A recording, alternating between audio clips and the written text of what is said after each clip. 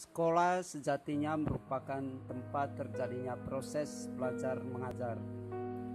Para siswa hadir penuh semangat, bertemu dengan para guru dan teman-teman mereka. Di sekolah, para siswa bisa mendapatkan pengajaran dari guru. Mereka juga bisa bermain dan bergembira bersama dengan teman-teman mereka. Saya dan Anda pasti tidak pernah membayangkan bahwa dalam proses belajar mengajar cukup guru yang hadir di sekolah, sedangkan siswa di rumah saja.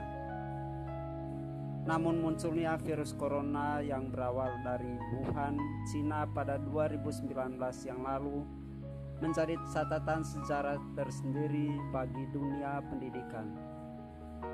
Sejak bulan Maret 2020, semua siswa diwajibkan belajar dari rumah. Awalnya saya berpikir proses belajar di rumah ini hanya berlangsung sementara saja. Namun nyatanya tidak demikian. Sejak bulan Maret 2020, proses belajar mengajar tidak lagi berlangsung normal. Guru hanya memberikan materi dan tugas pelajar untuk siswa kerjakan di rumah masing-masing. Awalnya orang tua belum begitu merasakan bagaimana sulitnya untuk mendampingi anak-anak belajar. Namun semakin lama banyak orang tua yang mulai stres mendampingi anak-anak mereka. Semakin hari orang yang terinfeksi corona bukannya semakin berkurang, namun semakin hari semakin bertambah jumlahnya. Banyak orang termasuk tenaga medis yang meninggal dunia akibat virus ini.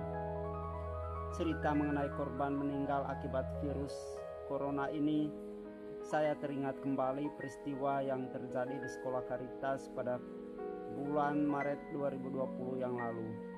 Saat itu salah seorang teman baik kami, yaitu Mendiang Viani, dipanggil Tuhan akibat terinfeksi COVID-19.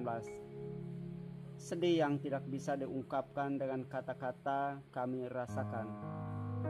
Tidak pernah terduga sebelumnya bahwa akan terjadi peristiwa itu. Di tengah kesedihan itu, kami juga masih dihantui oleh rasa takut dan cemas. Jangan-jangan ada juga di antara kami yang terinfeksi. Dari yayasan, koordinator yayasan, Suster Damiana FCH menganjurkan kami semua untuk ikut rapid test. Hal ini dilakukan agar bisa mengetahui apakah kami sudah terinfeksi virus corona atau belum. Tetapi saya pada waktu itu tetap yakin bahwa saya sehat. Begitu juga dengan teman-teman saya dan para suster. Kami berdoa dan saling menguatkan satu sama lain, karena hanya dengan cara demikian hati, pikiran, dan perasaan akan menjadi tenang. Syukur kepada Tuhan bahwa Ia masih memberikan kesempatan kepada saya dan Anda untuk terus berziarah di dunia ini dan menjalankan tugas yang Tuhan percayakan kepada kita. Kembali pada proses belajar mengajar. Semenjak bulan Maret hingga Juni 2020, sekolah secara khusus unit SD Caritas belum ada kesepakatan sarana belajar online yang harus digunakan secara bersama. Semua diserahkan kepada masing-masing guru. Saya sendiri pada waktu itu hanya menggunakan aplikasi WA untuk mengirimkan tugas kepada anak-anak. Hal ini tentunya membuat proses belajar mengajar tidak bisa berlangsung secara baik, apalagi proses belajar mengajar yang hanya diberikan oleh guru lalu siswa mengerjakannya di rumah. Namun intinya bahwa harus tetap ada proses belajar mengajar. Ada satu momen yang pada bulan Juni, yakni perpisahan dengan siswa-siswi kelas 6. Kali ini kegiatan tersebut ditiadakan. Hal ini tentunya karena virus yang melanda dunia, secara khusus Batam, yang semakin hari semakin meningkat. Pengumuman kelulusan pun dilakukan secara virtual. Namun siswa-siswi tetap semangat meskipun corona semakin menggila. Pada tahun ajaran baru, harapan untuk kembali belajar di sekolah belum juga bisa terwujud. Semangat untuk menyambut siswa-siswi baru menjadi pudar.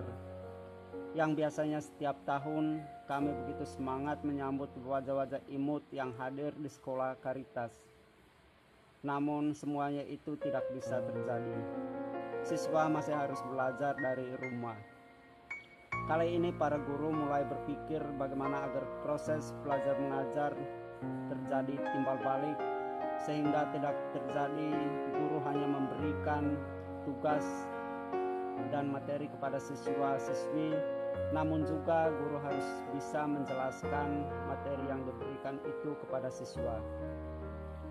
Maka mulailah saat itu para guru mengikuti pelatihan menggunakan aplikasi Zoom. Hal ini agar proses belajar mengajar bisa berlangsung tatap muka meskipun masih harus online. Dengan menggunakan aplikasi ini juga diharapkan cukup membantu tugas orang tua yang selama anak-anaknya belajar di rumah menjadi guru untuk anak-anak mereka. Selain menggunakan aplikasi Zoom, proses belajar mengajar juga menggunakan aplikasi Google Classroom dan beberapa media sosial lainnya seperti WA dan juga Facebook. Awal saya menggunakan aplikasi Zoom, saya begitu bahagia, begitu semangat, begitu sukacita karena bisa bertemu dengan siswa-siswi yang sudah sekian bulan tidak bertemu. Mereka juga begitu rindu dengan teman-temannya dan juga dengan guru-guru yang mereka cintai. Meskipun siswa harus belajar dari rumah masing-masing, namun seluruh kegiatan tetap berjalan secara normal. Mulai dari kegiatan PMS pada bulan Juni, pada bulan Juli, misa pembukaan tahun pelajaran yang dipimpin oleh Pastor Jonas SPD, upacara bendera 17 Agustus, bulan kitab suci, dan pada bulan September, pesta pelindung sekolah pada 4 Oktober, dan bulan Rosario pada bulan Oktober, peringatan Hari Guru, dan Advent serta Natal. Saya sangat bangga dengan kreativitas Bapak dan Ibu guru serta para suster selama masa pandemi ini. Banyak karya yang dihasilkan yang bisa dilihat di channel YouTube Caritas. Bapak dan Ibu guru berusaha memberikan yang terbaik buat para siswa, baik dalam proses belajar mengajar maupun dalam setiap kegiatan yang sudah dijadwalkan dalam kalender sekolah. Refleksi saya bahwa virus corona tidak membuat diri kita menjadi mati dalam berkarya. Tuhan telah memberikan akal budi bagi kita untuk terus berpikir dan berjuang menghadapi segala situasi. Jangan mengandalkan kemampuan diri sendiri, tetapi andalkanlah kekuatan Tuhan, maka semuanya akan bisa dijalankan. Mari kita tetap semangat. Semoga di tahun 2021 Tuhan senantiasa